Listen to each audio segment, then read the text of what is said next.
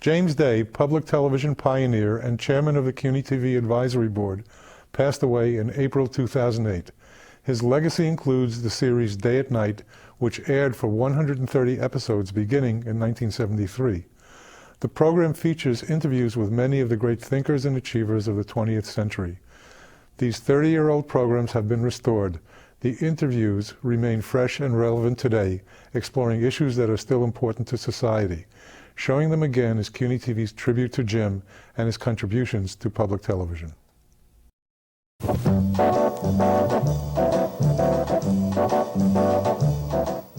For 3 years, Muhammad Ali was the undisputed world champion of heavyweight boxing.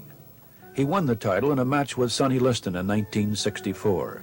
He lost it in 1967 in a bout with the New York Boxing Commission, which summarily removed the title from him when he refused induction into the United States Army. He won the next round in the courts. They overturned his conviction. But he failed to regain the title from the man who had inherited it during his 4 years of enforced idleness, Joe Frazier. Their 15-round bout in 1971 resulted in a decision favoring Frazier. As a fighter, Muhammad Ali has a style in the ring that is as distinctive as his theatricality out of the ring. Both helped to make him one of the most colorful and controversial fighters in the history of the game.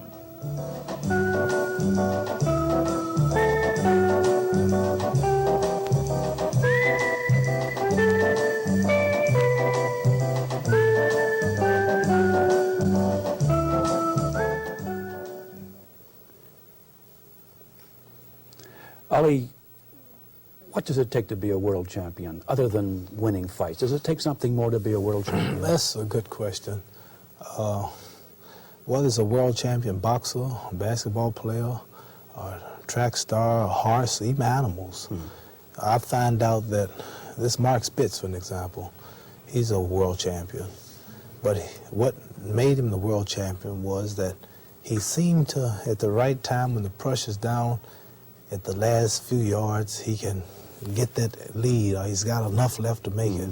I fought Ken Norton, my last fight. The fight was even up until the last round, but I had something that he didn't have, although I'm much older, and that was the last-minute kick. What's that last-minute kick? Is that something? Just the stamina, the strength, the mental, more than training, the mental capacity, to realize what's involved and how important it is to make your body do something that's really too tired to do. Your mind makes you do it.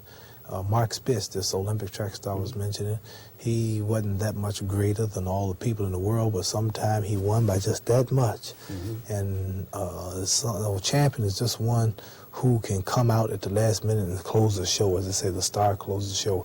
A 14, 15-round fight, and it's even, and usually this champion, you can depend on him to come through the last few seconds and find some energy from somewhere.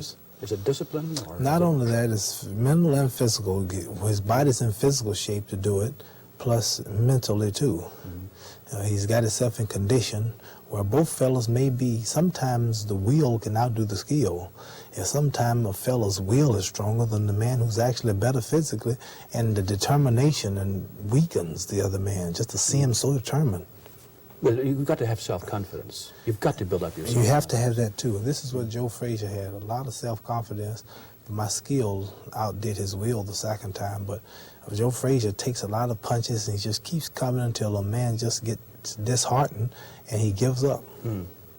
When you first began fighting, when you were young, did you have an image of someone or something that you were fighting against? No, not fighting against. I stopped myself after, which has changed now, but I don't think about it now because I've become much more popular and wealthy than this fighter. But Sugar Ray Robinson was one who at that time looked so great to myself, and I styled a lot of my stuff after him. He was kind of a hero moving to myself in boxing, and everybody who understands boxing, white or black, or I don't care what country or what who, they'll tell you Sugar Ray Robinson was best pound for pound. Rhythm, class, footwork, speed, beauty, everything in one. Well, I understand that you took up boxing almost accidentally. It had to do with the theft of a $60 bicycle, and you're reporting it to a policeman in Louisville. Right, so I was at a home show where they sell cars and display refrigerators and stuff, and the kids go there to eat the free popcorn and peanuts. And there, my bicycle was outside. I went out, it was raining that night, and there was somebody stole it, and I reported it to the nearest policeman. They told me it was in the basement of the same building where the home show was. Joe Martin, he told me to fill out a boxing application, and he'll look for He was a the policeman and a man who instructed in boxing? Right, he had about 60 boys a night. He had an amateur show called Tomorrow's Champions in Louisville. I fought on this show about 35 times. You made your debut on TV then? Yeah, Tomorrow's Champions. It's strange. The name of the show was. The first fight I was supposed to have was with a fellow named James Ellis, who was also once the heavyweight champion, but he lost it. And two fellows from Louisville, Kentucky on this show, and the name was Tomorrow's Champions, and we were world champions. It's really strange. How old were you then? I was about 12 and he was about 14. So you started boxing then when you were 11 or 12? Yes, I've been boxing probably since I was 12. Yeah. About 12 years. You hadn't thought of taking up boxing before this? No. You came from a family, your father was a commercial artist, wasn't he? A good sign painter, made good money. Mother was just a housewife. You didn't grow up in any kind of poverty or the kind of grinding poverty that sometimes is the case. We could always use money, same as Rockefeller and all the rest, they can always use money. But we weren't actually in poverty, but we were scuffling and we made it. There were two boys in the family, is that right? Right. And your name, Cassius Marcellus Clay, you abandoned because it was a slave name. Well, this is a name given to his great-grandfather, somebody, by his master. So it actually was a slave name. That is, Cassius Marcellus Clay was the name of the master of... Yeah, he happened to be a rebel. He was a bad slave fighter, they say, fought against slavery. And after claiming the teachings of the Honorable Elijah Muhammad and getting a thorough knowledge of myself, then it was kind of embarrassing calling yourself after a slave name. Like to see... Just if you saw a black fella in a dashiki in a robe and an afro haircut, and you asked him his name, and he says George Washington, it just don't go. All people have their names. Chinese have Chinese names. Germans have Germans names. If I said here come Weinstein or Goldberg, it's a Jew. Or here come White Cloud or Silver Moon, it's Indian. But if I said here come Jones, Clay, Washington, you don't know what color it is. So Honorable Elijah Muhammad, our religious leader, teaches us that we must go back into the names of our ancestors to be respected worldwide. It made sense. And since I've accepted the name Muhammad Ali, I've been invited to probably 60-something Islamic nations that don't recognize nothing, no sport. Your brother, his name was Rudolph Valentino Clay. Yeah. Obviously not from a slave master in this particular case. Well, it was a Caucasian name, and probably not from that master himself, but it is of that. Everybody black today that have white names, they are not names probably that their great-great-grandfather was given, but it is a particular name of a master or somebody. You graduated from high school in Louisville, where you were born. Right. Had you any thought then to what you might become other than a fighter? No, my purpose at the age of 12 was boxing. And I was real lucky that I made my mind up then. Every kid at the age of 12 should find out what he want to do and start, because life is real short. That's very unusual at the age of 12 to know what you want to do. Yeah, I really knew that I want to be a fighter. Be a fighter, not only a fighter, but a fighter who stayed with his people, married his own race, and didn't sell his people and forget them because he could get rich. Like many of them, I saw many celebrities and black and white women and movie stars that marry out of their own race and seem to feel their own people are not good enough after they get rich. And this is a thing among black people, how we're known for leaving once we make it in Hollywood or movie or whatever we are. So I wanted to be one world. You felt this way at a very early age? Yes, this didn't just come up. The things that I've stood for and represent was always in me. And the Honorable Elijah Muhammad and hearing the teachings of Islam brought it out, but this has always been in me, freedom for my people and standing up, being independent. And you were going to be a champion from the very beginning? I didn't really know, but I was determined to. And usually when a person is drunk with the wine of success, if 99 times they fail, the 100th time they're going to succeed. And I was drunk with the wine of success. Had a few failures. Even after they took my title for 3 years for the Army, I still didn't give up. And I'm back now. It's like old news, the draft case. I'm here. Everybody calls me the name Mohammed. They didn't want to at first. Why do you suppose they resisted that? All the press said, you know, Muhammad Ali, also known as, and so forth. Some had different reasons. Some didn't want to wake up the masses of the blacks, like Lou Alcindor. His name is now Kareem Jabbar, big basketball. Joe Tex, his name is Yusuf Aziz, a great rock and roll singer. Walt Hazzard, great basketball player. I forgot, he's got another name, Abdul Rahman or something. And many black people find out that they have white names and they're waking up and they don't want a white name. It's so true. So a lot of them didn't want to call me this, I guess, because they didn't want the thing to spread. And a lot of them did it out of ignorance. A lot of them did it because they was just so used to clay and didn't want to change it. Like most movie stars and people I find out have new names, but they changed them before they got real big. Yeah. Bud Schulberg, in his book about you, says that thinking is the key to the ring. What goes through your head in a fight? Are you concentrating on the fight itself? I'm concentrating on the opponent? Round by round. I take it round by round. I watch the man to see how tired he's getting, how much stamina he's got. But it's more than instinct, it's more than training. Your mind is working. Oh, yes. Boxers are some of the most brilliant people in the world, whether they can read or write or not or speak. Because you're in the ring and you're being hit at, and you have to sometimes just assume the man's going to punch and move before he do. Because sometimes you're that close and it's hard to wait for him to throw it and get away. It takes a lot of thinking to come out of the ring. Like myself, I mean, like I have no scratches or marks, really. There's no real features turned, but I've been fighting now for 20 years, and I've been in the ring 180 times. Plus, I missed thousands of times with the training and getting ready for each fight. And if you look at my face, you don't see nothing. Do you have mental preparation for the fight as well? Well, you have to be ready. If your body's ready physically, you have to realize what's involved. How much can be lost if you lose a fight. Like I was lucky to get another shot at Norton. I was lucky to get another shot at Frazier. You have to realize what's involved, and losing sometimes get your mind ready. My mind wasn't ready for the first Frazier fight or the first Norton. Second time I got serious and did a lot better. But mental ability plays a lot, knowing when and what to do. What about the theatricality? It's made you both colorful and also controversial. The poetry, all the theatrics. Do you regard fighting as essentially show business? Well, it's kind of hard for an ordinary person to do both. I've been blessed to have the natural ability to write poems, predict rounds, and create things that people Did you like predict to hear. rounds or simply fight to end it in that round? You Well- couldn't very well predict, could you? Well, all tricks, there's a gimmick behind it, they say, or something, the hands fast and I predicted 15 times when I would stop or knock a man out. About 11 of them was right. And even one time, funny thing happened with Archie Moore. He was an old man at the time. You remember Archie Moore? Yes. And not saying that you're an old man, but Archie Moore, around your time, he must be in his 50s now, Archie.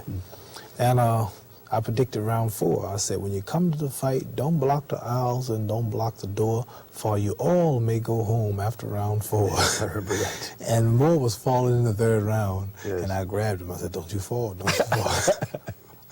In the 4th round, I got him. But there have been a few fights where it seemed like I may have gotten the man earlier and I lightened up just to wait for the next one. That's happened.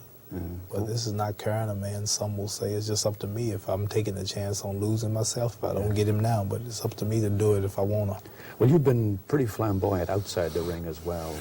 Colorful, flamboyant, outspoken. The Louisville Lip, you were called for some time. You're a very quiet man now. Well, I think you're probably a quiet man most of the time. Well, you know, I do a lot of campaigning. Like President Nixon, any president or mayor. It is campaigning. When he's trying to get in office, he walks the streets, he goes to the taxi cab drivers, and he goes to the factories, and he's the hard hat men, and he picks up the babies, and once he get in office, you need a necktie and a government appointment to see him. a day or two, he's out passing out pamphlets saying, vote for me, and how you doing, fella? And after he gets in office, you don't have to do that no more. So I see. all the talking and hollering. But I'll think up something for the next fight, like Frazier fight. We got in a little floor scuffle. That just comes. These things come.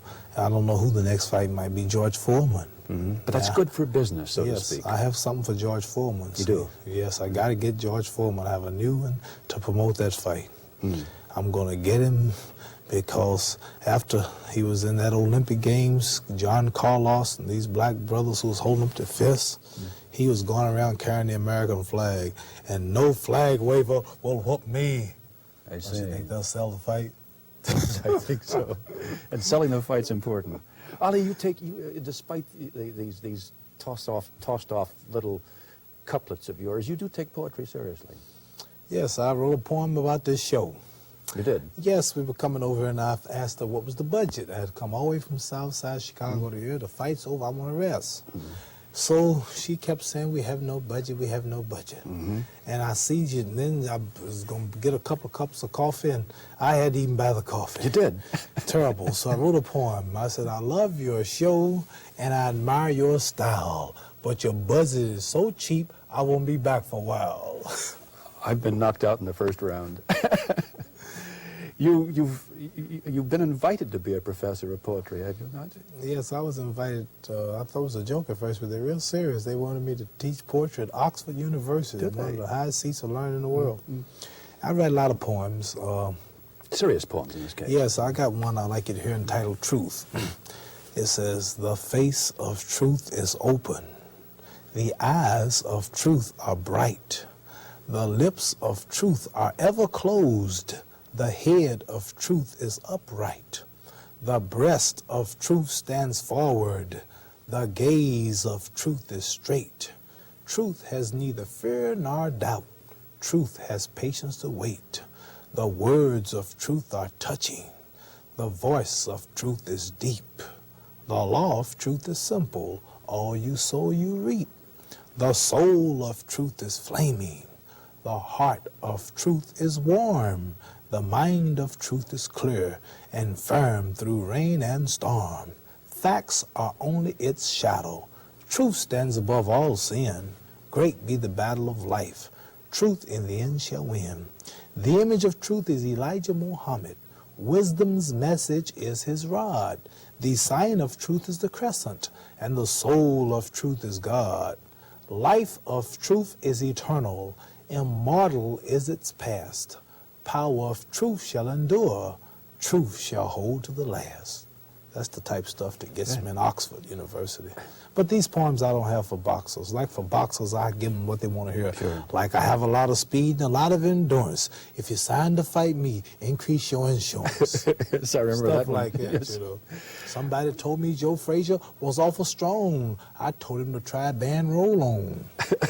Stuff like that, you know. Ali, what strength do you get from Allah, from your Muslim religion?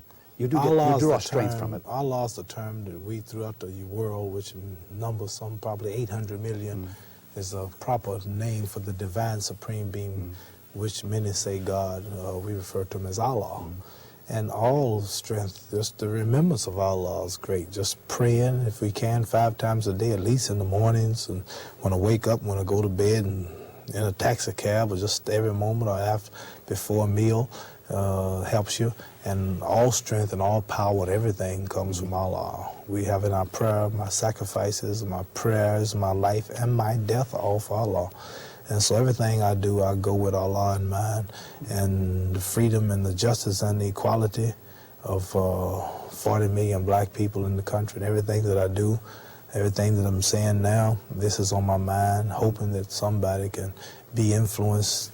I thought that the black Muslims did not believe or did not approve of boxing, of fighting. Well, we don't use the word, number one, black Muslim.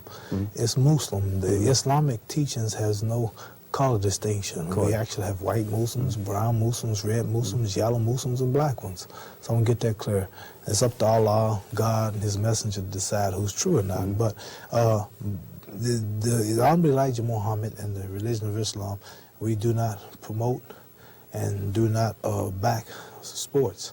But I was a minister at the time that I was boxing, and I was expelled by the Honorable Elijah Muhammad and told if I wanted boxing to get it out of my system. And when I'm finished with the job I had to do and things I was obligated to, then he'll consider me back. So I see. I'm staying as So good you're as no I longer a can. minister, but you may be accepted back as a minister. As soon as I'm finished with the title, I'm going to do all I can for me, get on my knees and crawl to him and ask him to allow me to represent him. Yeah. When you lost your title, of course, when you refused induction into the draft, what went through your mind on that day in Houston when you did not step forward and you knew that...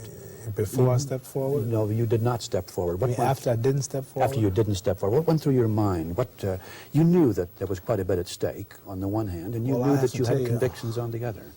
What happened after that really don't mean too much. Is what happened before when I was standing up waiting for the man to call That's me. what I mean. What went through your mind before you... Well, I thought about all the black people that's been here for 400 years, lynching and raped and killed by the Americans, who were the only enemy we've actually knew. No Japanese, no Viet Cong, no Chinese.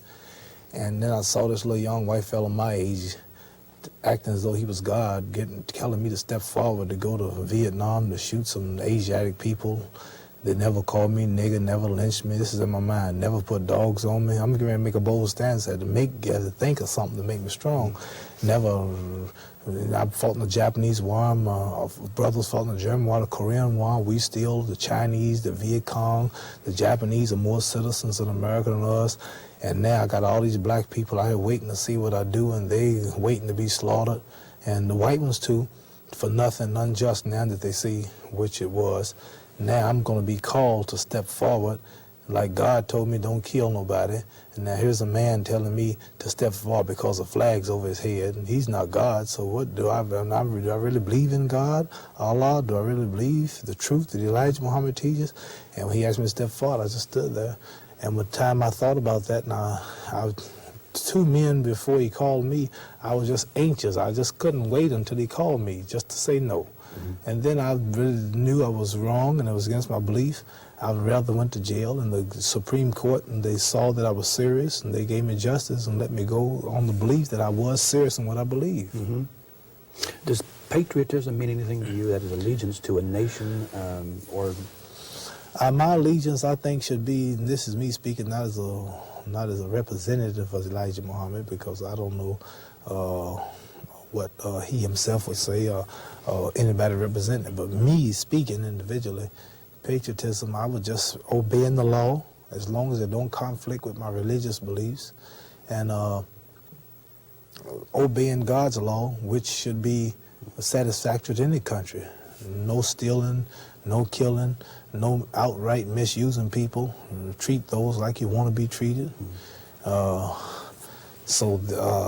you say patriotism, I don't know what American patriotism would mean. You know, like if they say stand to salute the flag, I do that out of respect because I'm in the country.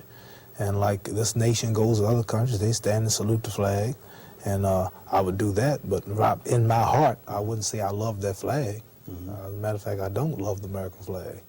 I'd be crazy to say I love a flag that's brought my people here, and the same flag that's mistreating our people in poverty, and the same flag to respect everybody. I bet you today, I can say on your show, 2 ordinary black men can go downtown, any city, and open a coffee shop or a clothing store. 2 Viet Cong, former enemies, can go and open, and they'll do better business than the black Americans. It's a shame to say, but it's true. So I've been here 400 years and fought in all the wars and serving so faithful as a slave, building the country. And today the enemy, so-called enemy, who was out to destroy you yesterday and did destroy you, he's freer than the poor slave. So we have a right to protest a lot of these things that we're supposed to be so patriotic. Do you think the fact that you have been world champion, that you are very much in the public eye, that you are a personality, puts a greater responsibility upon someone like you for your part in the struggle? Right, that's a good question. No, the reason is I've been in all these black movies they're making, you know, these low-rating black women in nude scenes with white men, and black men in nude scenes in the shower with white women, and selling dope, and Superfly and all these cotton come to Harlem, even the titles, Nigger Charlie and Cleopatra Jones and Blacklenstein and Blackula and all these things which are really pulling out, showing the worst of our society. Charlton Heston wouldn't do them, Clint Eastwood wouldn't do them, Burke Lancaster wouldn't do them, Anthony Quinn wouldn't do them. I turned on these type movies because of this image you're talking about. Cigarettes, whiskey, partying, women of all kinds, mainly white things that many of our black men do, many of our black women, which the masses look up to, singers like Diana Ross the Supremes or somebody like Leslie Uggams or somebody like, we can go on. You need good models, good models. Yeah, people do things that the masses are not good for the youth. It helps them, they think, but it don't help the masses. So anything that's gonna hurt the little children, like cigarettes or whiskey or taking pictures of blondes and smiling or going to, you never see me having parties after my fights on the bar, set up the bar up and all that. We go have some orange juice and say a prayer to Allah and be with my brothers and that's it. But I'm trying to be one who can be not a male prostitute like many people have to do. Most black women get a job downtown, they gotta do things they don't wanna do. Models, black models and movie stars have to do things they don't wanna do. A lot of black men have to do things, get hit they don't wanna do. I wanna be one example. I'm on the Time magazine, Life magazine. I done got as big as you can get in America. I'm on the satellites. I'm on your TV show. I'm on co-sale whenever I want to go. Sport Illustrated, every book. I'm the highest paid. And I'm 100% a follower of Elijah Muhammad, 100% free. And I don't Independence means a great deal. Oh, yes, to us, black people, to show other black people coming up and to show those who are here that you don't have to necessarily, you know, do this to make it and sell yourself and your people, because I'm as bold as you can get. Just my name alone, I follow the boldest, most courageous black man, and I'm totally free and independent, and I hope some can see this and see that they don't have to crawl and kiss people's boots so much just to make it. Your friends have said about you that you could have become anything you might have wanted to become. Is there anything else that you might have wanted to become or that you hope to become? Well, if I was back at 12 years old and I had a chance and you told me that I wasn't going to make it to boxing, unfortunately, I didn't study in school like I should, and I wasn't enthused to read and write and work. I hate reading. I hate all that book work, hate all that studying and tests and stuff. I don't know what I would have done. If I had my choice, just to say it, if that mean I could have been it, I'd been a doctor. A doctor, why? I like to help people. If I see a man sick, just to know that I can operate on him and help him, or a person in pain, I can relieve him, or probably would have been a lawyer or just a policeman. I see a lot of things happening today. I wish I was a policeman. I could jump out of my car and stop it. You see things happening. See a fella going through the street doing 100 miles an hour, 50 miles on where they're children. You wish you could just pull him over and lock him up. So, so I've probably been a policeman. Anything where I can help people. So when I fight, my only thought is, what can I do to help the black man with this title? I won't be here long. What can I say? Where can I go? What appearance can I make? And so God, let me whoop his men tonight, because I want to take this and not sell out my people and not use them or go over here with the white people, but I want to stay right with my people to help my people and use this to influence to help them. So this is why I fight, just to help my people. Thank you very much. Thank you.